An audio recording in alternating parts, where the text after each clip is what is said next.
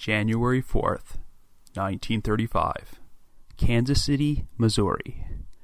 The nude body of a young man named Roland T. Owen is discovered inside room 1046 of the Hotel President.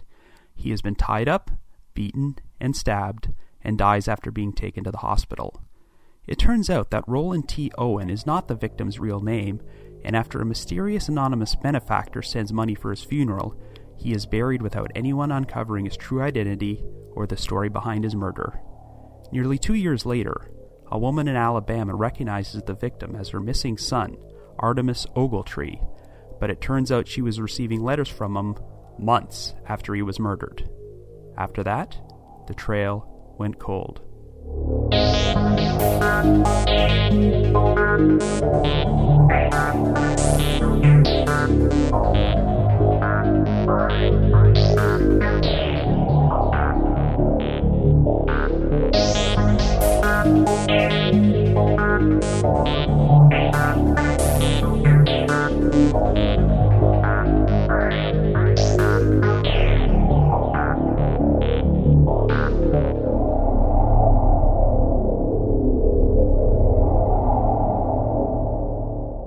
Hello everyone, and welcome to the latest episode of The Trail Went Cold.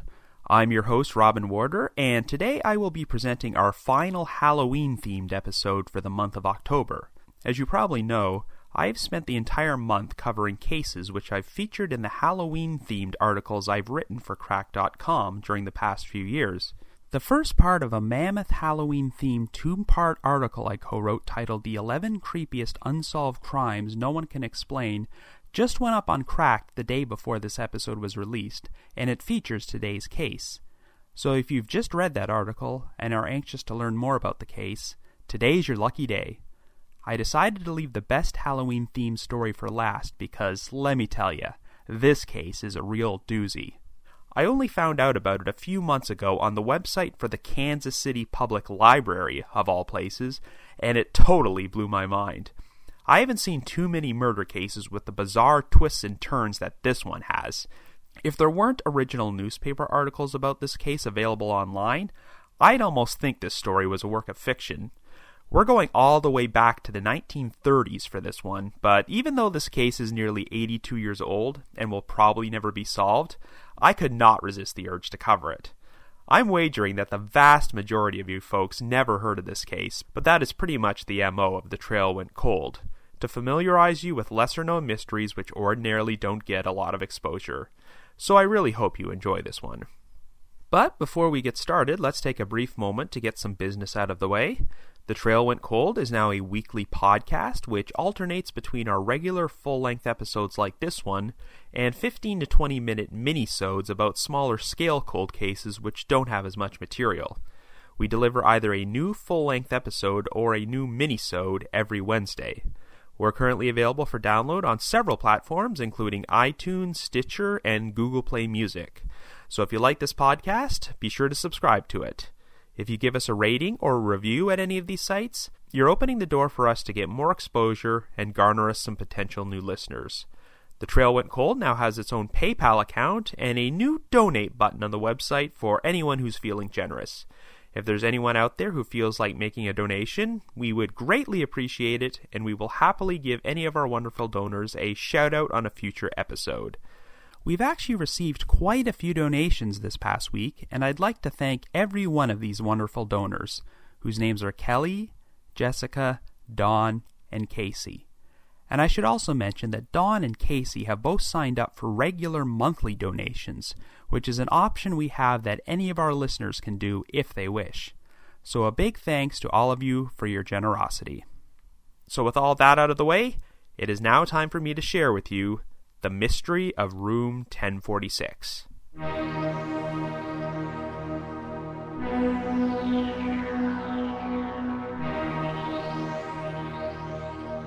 Our story begins in Kansas City, Missouri in 1935. Our central figure is a young man who checks into the Hotel President on the afternoon of January 2nd and registers under the name Roland T. Owen. He lists his hometown as Los Angeles, asks for a room which is several floors up, and he is given room 1046. The man carried no luggage, and the only items he seemed to have on him were a comb, hairbrush, and toothpaste. The most distinguishing characteristic about him was a large scar on the side of his scalp, located above his cauliflower left ear. Anyway, over the course of the next 2 days, a strange series of events would surround Roland's stay at the hotel. For starters, he would have a few odd encounters with one of the maids.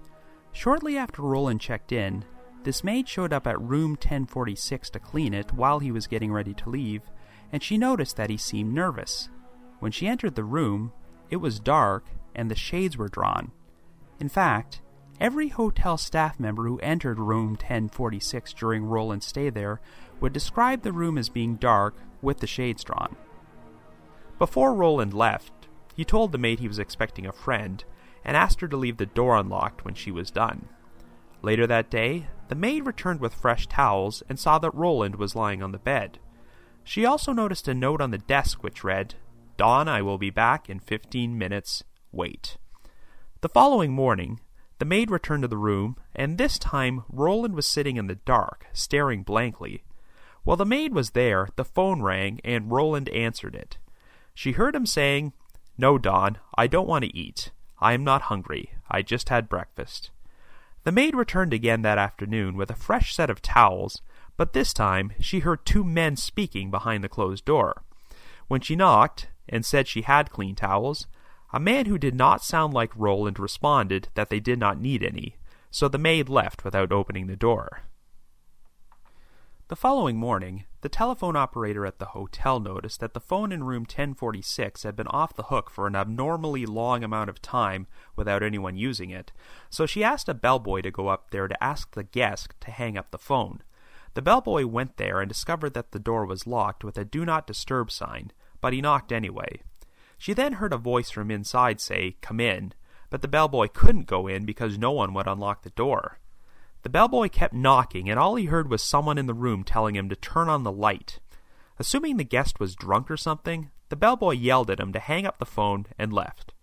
Well, an hour and a half passed, and the operator noticed that the phone was still off the hook, so she sent another bellboy to room 1046 with a passkey.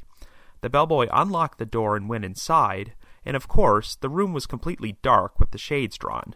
He noticed that the guest was lying naked on the bed, face down. Once again, this bellboy just assumed the guest must be drunk or sleeping, so he walked over to the phone, which was on the floor, put the receiver back on the hook, and left without saying anything. Well, guess what? A few hours later, another operator noticed that the phone in room 1046 was off the hook again, so the first bellboy was sent back up there. After receiving no answer to repeated knocks, the bellboy used his passkey to go inside, and this time, he finally lifted the shades and turned the lights on. Well, he would soon be treated to a shocking sight, as he realized there was blood everywhere. The walls, the bed, the bathroom, even the ceiling. He then noticed Roland T. Owen's nude, barely conscious body was sprawled on the floor, and that he was holding his head in his hands. Roland had been restrained with some cord, which was tied around his neck, wrist, and ankles. It was apparent that the guy had been tortured, as he was beaten across the right side of his head so severely that his skull was fractured. Roland had also been stabbed repeatedly in the chest, puncturing his lung, and bruises on his neck suggested he had also been strangled. In spite of this, Roland was still conscious. When a doctor and the police were summoned, they asked Roland who had done this to him. He muttered, "Nobody. I fell against the bathtub," before losing consciousness. While being transported to the hospital, Roland slipped into a coma and died sometime after midnight. And thus the mystery of room 1046 was born. Right from the outset, it was obvious this was going to be one of the most bizarre murder cases ever. For starters, the entire hotel room was almost completely devoid of items. Even though Roland had been found naked, all of his clothing was missing, along with the hairbrush, toothpaste, and comb he had with him when he checked in. Not only that, but even items belonging to the hotel were missing, such as the soap, shampoo, and towels. Roland's room key was never found either. The only items left behind in the room were an unsmoked cigarette, a label from a necktie, a safety pin, a hairpin, and a small bottle of dilute sulfuric acid. And there was no sign of any murder weapons. There were 2 water glasses remaining in the bathroom, but one of them was missing a jagged piece. There were also 4 smudged bloody fingerprints on the telephone stand which appeared to be female, but they could not be matched to anyone. Since most of the blood in the room was already dry, that seemed to indicate that Roland had been tortured around 6 or 7 hours before he was found. It wasn't long before investigators learned of several suspicious events which occurred the night before. That evening, a female guest checked into room 1048, and ironically enough, her name was Jean Owen, even though she had no connection to Roland. Throughout the night, Jean claimed to hear both male and female voices arguing inside room 1046, and thought it sounded like 2 separate couples were in there. At one point, she believed she heard a scuffle and what she described as a gasping sound. She thought about complaining to the desk clerk, but decided not to. An elevator operator also reported taking a woman to the 10th floor that night, and she told him she was planning to visit room 1026. He actually had seen this woman around the hotel on previous occasions in the company of different men, so it's possible she was a prostitute. The elevator operator dropped her off on the 10th floor, but was summoned back there a few minutes later by the same woman, who claimed that the man she was supposed to meet wasn't in his room. The woman soon left the hotel, but actually returned there 1 hour later with an unidentified man, and this time they were both taken to the 9th floor. The operator claimed that the woman left the hotel for good at 4:15 a.m., and that her male companion left separately about 15 minutes later. If you follow the timeline, this would have been around the same time period it's believed Roland was beaten and tortured. If that wasn't enough, at around 11 p.m. that same night, a motorist named Robert Lane was driving a few blocks away from the hotel when he noticed a young man walking down the street dressed only in an undershirt, which was very unusual since this was a cold winter night. The young man mistakenly thought Lane was a taxi driver and flagged him down for a ride, but Lane still drove him to a location where he could find a cab. Lane noticed that his passenger appeared to have a scratch on his left arm, and before he was dropped off, the man muttered that he was going to kill someone tomorrow. And the plot continued to thicken once they attempted to do a background check on the late Roland T. Owen, and couldn't find any record of him anywhere, so it was apparent that he had checked into the hotel under an alias. In an attempt to get him identified, Roland's body was actually put on public display at a funeral home, and the police asked people to drop by and see if they recognized him. Well, one person who did this was Robert Lane, and he identified Roland as the man he gave a ride to that night. He noticed a deep scratch on Roland's left arm which seemed to match the scratch his passenger had. Some witnesses also recalled seeing Roland at some liquor joints in the company of 2 women. And believe it or not, a wrestling promoter from Little Rock, Arkansas also recognized Roland, claiming that the young man had once attempted to sign up for some wrestling matches and gave his name as Cecil Werner, which turned out to be an alias as well. Since Roland had a cauliflower ear, it's not implausible that he could have been involved in wrestling. It also turned out that the night before Roland checked into the President Hotel, he stayed at the Muhlebach Hotel under the name Eugene K. Scott, and once again gave Los Angeles as his hometown. When he checked into the President Hotel, Roland told the bellboy he had stayed at the Muhlebach the night before, so it seemed likely that Eugene K. Scott was the same man. But guess what? That name didn't check out either. In spite of the fact that numerous people seemed to recognize the man known as Roland T. Owen, none of them actually knew what his real identity was. After 2 months, the police had no luck identifying him, so arrangements were made to finally bury him in an unmarked grave at the local Potter's Field. And this is when the case started taking a turn towards the surreal. On March 3rd, an article about Roland T. Owen was published in the Kansas City Journal-Post, which reported that he was going to be buried in the Potter's Field. The paper soon received a phone call from an anonymous woman who assured them that arrangements would be made for a proper funeral. When asked about what happened to Roland, the woman simply replied he got into a jam before hanging up. And incredibly, her prophecy came true. At around the same time, the funeral home handling Roland's body received a call from an anonymous male who said, "I want you to bury him in Memorial Park Cemetery. Then he will be near my sister. I'll send some funds to cover the expense." You might assume this was some anonymous benefactor who felt pity for the young man, but things got a bit dark when the caller claimed that Roland had jilted a girl he planned to marry, and that the 3 of them met up at the President Hotel. He then said, "Cheaters usually get what's coming to them," before hanging up. The funeral director probably felt a bit skeptical about this, but amazingly, an anonymous delivery of $25 did arrive at the funeral home to pay for Roland's burial. But that's not all.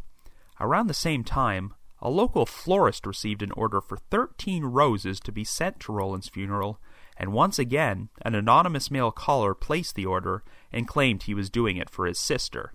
Shortly thereafter, $5 was mailed to the florist, along with a card to accompany the roses which read, "Love forever, Louise." So yeah, there is the distinct possibility that Roland T. Owen's murderer picked up the tab for his funeral, which is so messed up. Anyway, the only people who actually attended Roland's funeral were the detectives working the case, who served as pallbearers. After he was buried, the detectives disguised themselves as gravediggers to stake out Roland's grave in case any strangers showed up. But no one ever did. It would be nearly 2 years before Roland T. Owen's true identity was finally uncovered, but it only opened up a lot more baffling questions.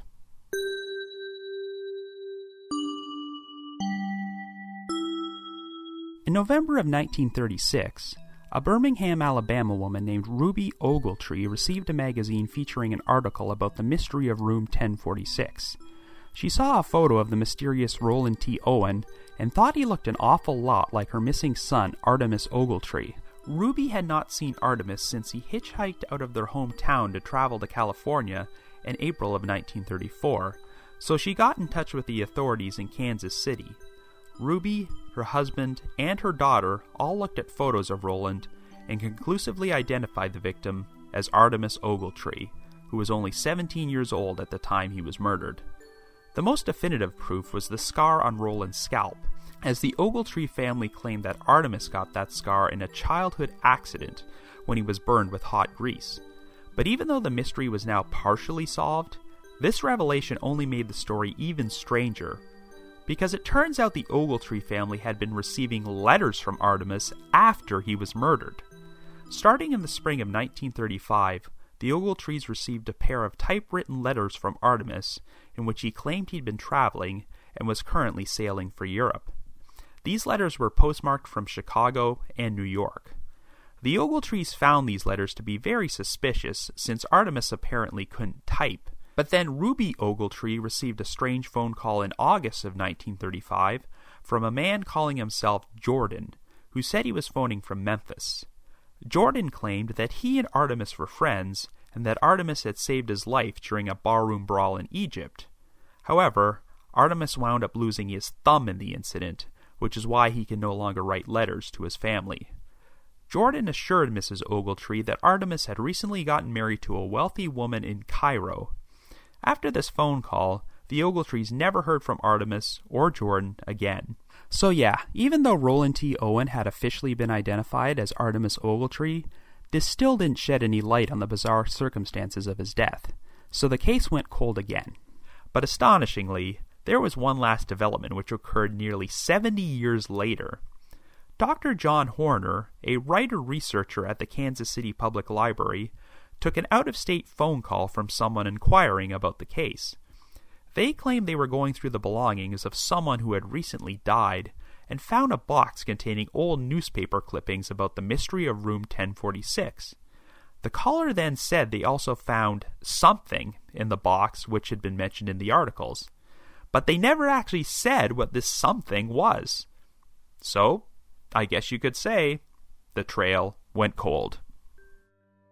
Well, after all that, what else can I really say except, this case is batshit insane. Nothing about this crime makes any sense at all. What really sticks out for me are the bizarre contradictions in this story. For example, whoever victimized Artemus seemed to go to a lot of trouble with covering their tracks, as they removed nearly every single item from the hotel room, including Artemis's clothing.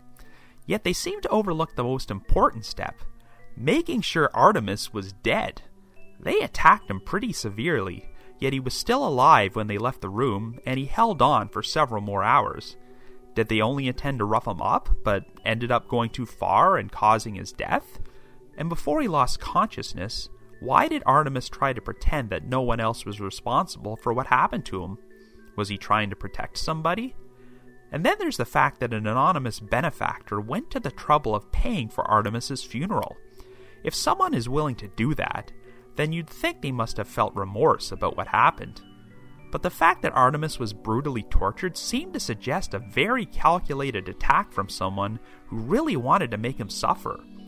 The man who phoned the funeral home seemed to change tone in the middle of his call, as he seemed sympathetic enough towards Artemus to ensure he got a proper burial, but at the same time, he remarked that cheaters usually get what's coming to them, and implied that Artemus deserved what happened to him.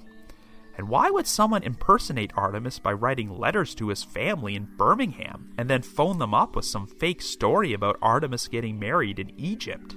Artemus hadn't been home in over a year at that point, and his family didn't have the slightest idea what he'd been doing since he left. It's not like they ever reported Artemus missing or were constantly hounding the police to find him. The whole situation is pretty mind-boggling, but I'll do my best to try and piece this puzzle together. Obviously, the key is figuring out what happened to Artemus Ogletree between the time he left his home in Birmingham, Alabama in April of 1934 and when he checked into the Hotel President in January of 1935.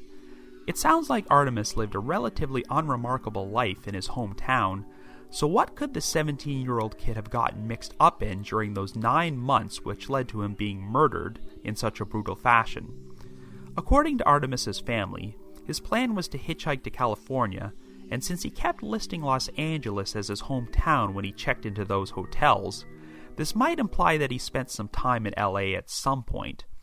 But what brought him to Kansas City, Missouri? We also have that wrestling promoter who claimed that he interacted with Artemus in Little Rock, Arkansas, a state which borders Missouri.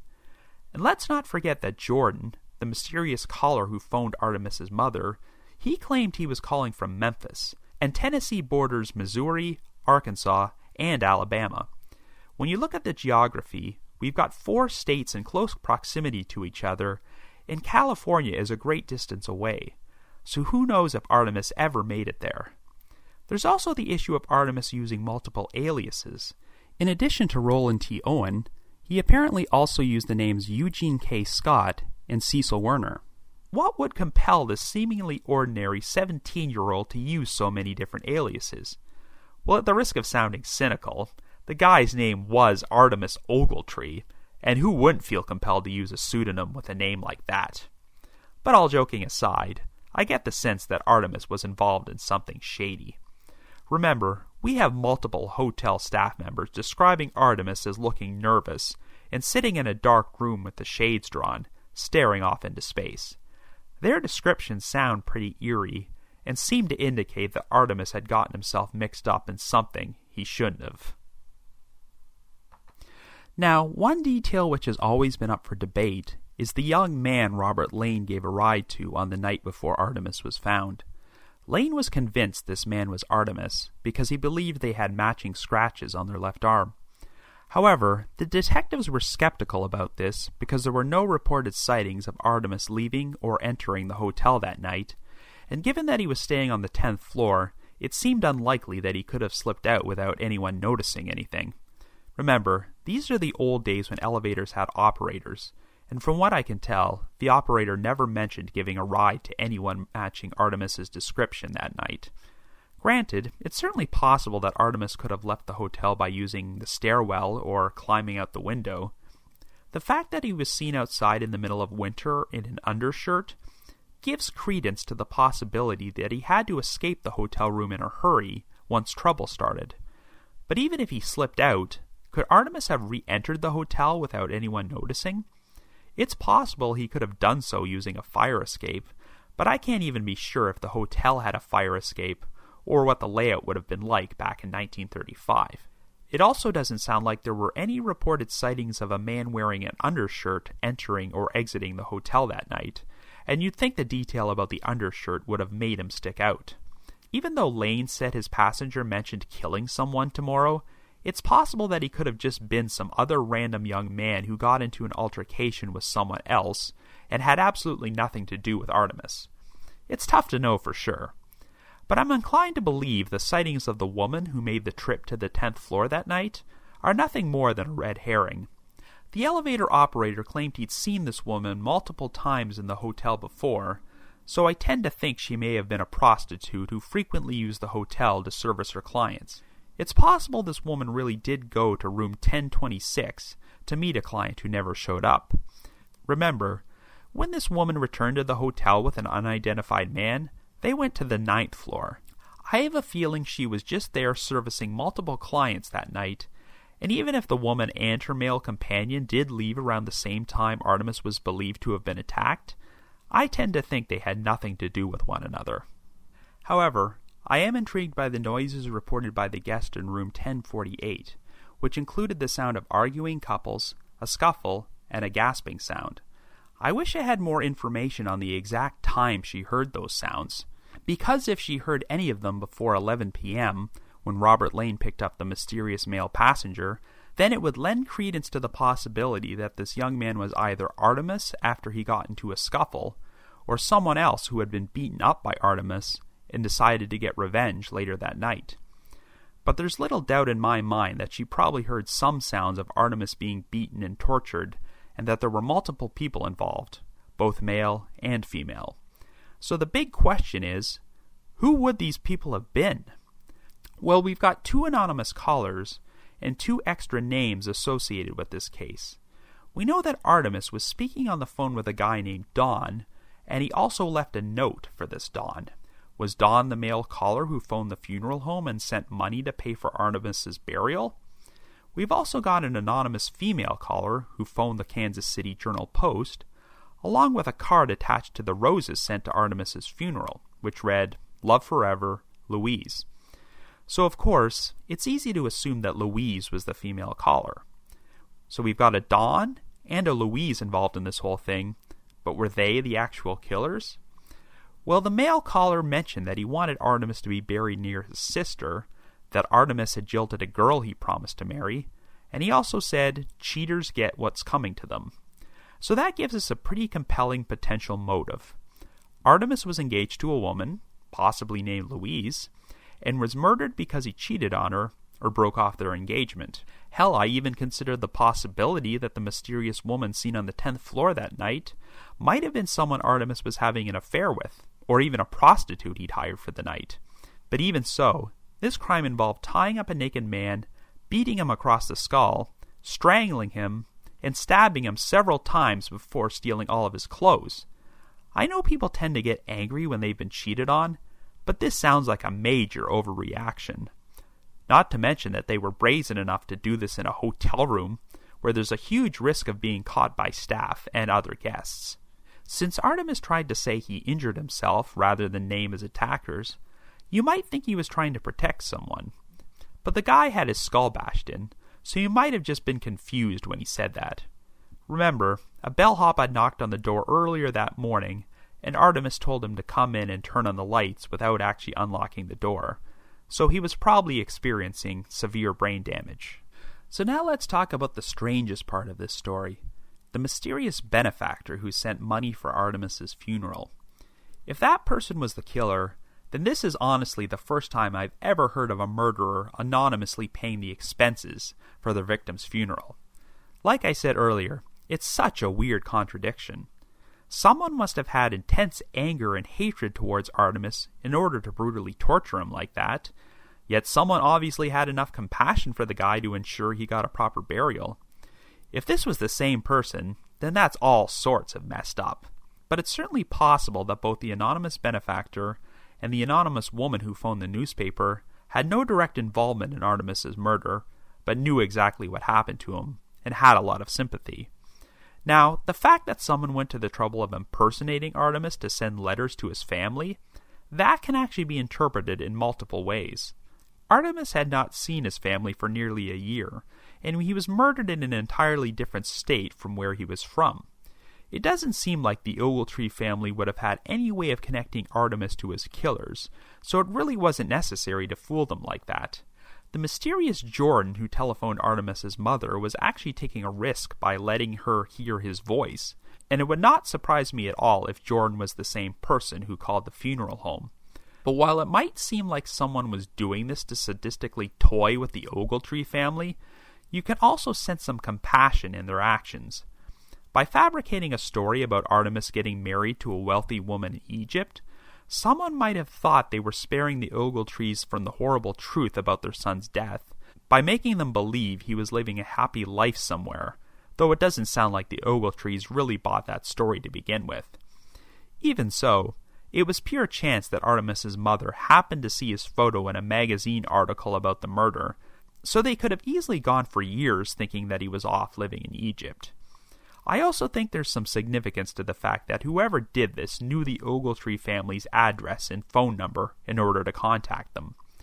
This was the 1930s when obtaining out-of-state addresses and phone numbers was much more difficult, so this suggests to me that Artemus got close enough with someone to share his former home address with them. But look at it this way. If the letters and the phone call from Jordan had never happened, and the Ogletrees still found out about Artemis's murder by seeing his photo in a magazine, nothing would have been different about the investigation. Either way, they still wouldn't have any idea who the killer was. However, the icing on the weirdness cake for this story has to be the phone call to the Kansas City Public Library nearly 70 years after the fact. John Horner, the researcher who took the call, looked into the case and did an extensive write-up about it on the Kansas City Public Library website, so he's probably the main reason that information about the mystery of room 1046 is available on the internet. Given the amount of time that passed, the person who made the call obviously had no direct involvement in what happened, but I am damn curious about this mysterious something they supposedly found in the box. They said it was something mentioned in articles about the case, so I'm guessing it might have been one of the items missing from Artemis's room where his body was found. I wonder if it's the missing room key, or maybe a missing towel which has something distinctive written on it to indicate it's from the hotel president. Otherwise, how would this person even know this item is connected to the murder scene? But if the caller actually found a piece of evidence connected to an unsolved homicide, why would they contact a researcher at a library instead of the police? Why not come forward with this information? It seems likely that the caller was related to someone who may have had direct involvement in Artemis's murder, and they just didn't want to present evidence which could publicly brand their relative as a killer. So given that we're discussing an 80-year-old cold case with a limited amount of available information, is it even possible to formulate a theory about what happened? Well, kinda. Believe it or not, during my searches of the Google News archives, I discovered that the police did uncover an interesting lead a few years after the murder. In August of 1937, a trunk was discovered at a railroad express agency in New York with blood dripping out of it. When the trunk was opened, it contained the nude body of a local racketeer and dope peddler named Oliver George Sinecal. The trunk was traced to Sinecal's address, and it wasn't long before his roommate, Joseph Ogden, confessed to his murder, claiming that the two of them had gotten into an argument and fought over his gun, before it went off accidentally and killed Sinecal. Of course, since Ogden attempted to cover up the crime by stuffing Sinecal's dead body in a trunk and shipping it off to Memphis, he wound up getting a 20-year prison sentence at Sing Sing. Hilariously enough, you can see a reference to this case at the website reefermadnessmuseum.org. This shooting was listed in what was known as Anslinger's Gore Files, a list of cases compiled by Federal Bureau of Narcotics Commissioner Harry J. Anslinger, where someone allegedly committed murder while under the influence of marijuana. This was just one of the examples Anslinger cited as evidence that reefer turned you into a violent killer, though there's a lot of doubt that Ogden even smoked marijuana at all before the shooting. So how does this tie into the mystery of room 1046? Well, Ogden's real name was actually Joseph Martin, as he used numerous aliases throughout his life, including Donald Kelso. Well, records show that a Donald Kelso registered at the St. Regis Hotel in Kansas City in October of 1934, and since his handwriting matched Ogden's, it seemed likely they were one and the same. But what's interesting is that Kelso registered into the hotel along someone named Duncan Ogletree. This is just over 2 months before Artemus Ogletree's murder, and we know that he loved checking into Kansas City hotels under false names. And really, how many people named Ogletree would have been staying at hotels in Kansas City during this time period? I could write this off as a coincidence if not for the fact that Artemus made multiple references to someone named Don before his death. I think the chances are pretty good that Don was Donald Kelso, aka Joseph Ogden, Joseph Martin. Especially when you consider that this guy killed someone 2.5 years later, and then stuffed his nude body inside a trunk. And I also have to wonder if there's any significance to the fact that Ogden attempted to ship the body to Memphis, which, as you'll recall, is the same place where the mysterious Jordan phoned Artemis's mother from. While the police did investigate this connection, I don't think they found any hard evidence to tie Ogden to Artemis's murder, and I have no idea what happened to him after he went to Sing Sing. I'd say there's a good possibility this guy was the killer, but that still doesn't answer a lot of questions. How did he get mixed up with Artemis? Did Don pay for Artemis's funeral before sending the letters and making the phone call to his family? Who was Louise? Was Louise Don's sister? Was Artemis engaged to her? Did Don decide to murder Artemis because he jilted Louise?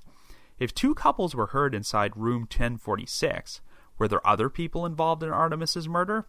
Without more information, I don't think I can formulate a fully fleshed out theory about what happened, but I can theorize about a few things. I think that Artemis left Alabama and somehow got involved in criminal activity on his journey to California.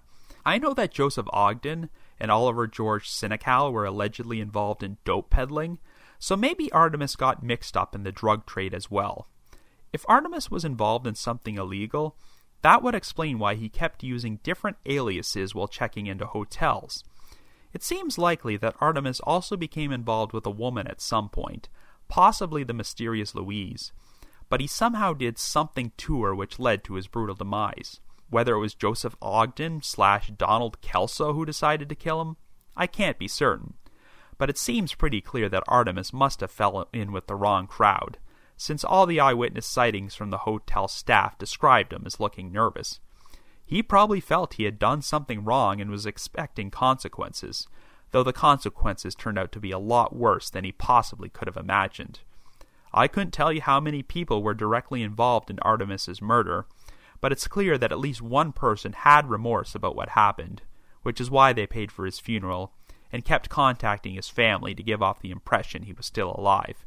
We will probably never know the whole truth about what happened to Artemus Ogletree after he left his home in Birmingham in April of 1934, but I have a feeling it's one hell of a story. So that brings an end to our epic episode about the mystery of Room 1046. Since this case is nearly 82 years old, I normally wouldn't bother with my reminder to contact the appropriate authorities if you have information, but since someone apparently found something in a box a few years ago which might be relevant to this case and decided to contact a public library about it, I'd like to advise that person to come forward and please share what they have found with the proper authorities. Whoever murdered Artemus Ogletree is probably long dead, but it would still be nice to somehow solve this mystery after all these years. Regardless, if you just have your own theory about what happened, I'd still love to hear from you. So feel free to leave me a comment or send me an email at robin.warder@icloud.com. That's robin.warder@icloud.com. I want to thank all my loyal listeners and supporters out there, especially those from the Unsolved Mysteries message board at the Sitcoms Online forum and the Unresolved Mysteries subreddit. A big thank you to McGill Foote, who edits and assembles this podcast together for me, and he also happens to be the managing editor of The Back Row, the host website for this podcast. And of course, a big shout out to Vince Nitro, who composes the eerie music you hear on every episode. If you haven't already, you can like us on Facebook, follow us on Twitter, or leave us a rating or a review on iTunes, Stitcher, or Google Play Music. And like I mentioned earlier, we also have a donate button on our website, so if you're feeling generous and want to express your appreciation for all the hard work we put into this podcast, we'd be extremely grateful. You can also check out my true crime and mystery articles at listverse.com and crack.com, particularly my Halloween-themed articles. So have yourself a happy Halloween, and I hope you've enjoyed this month's Halloween-themed episodes. Join me next Wednesday for a brand new mini-sode of The Trail Went Cold.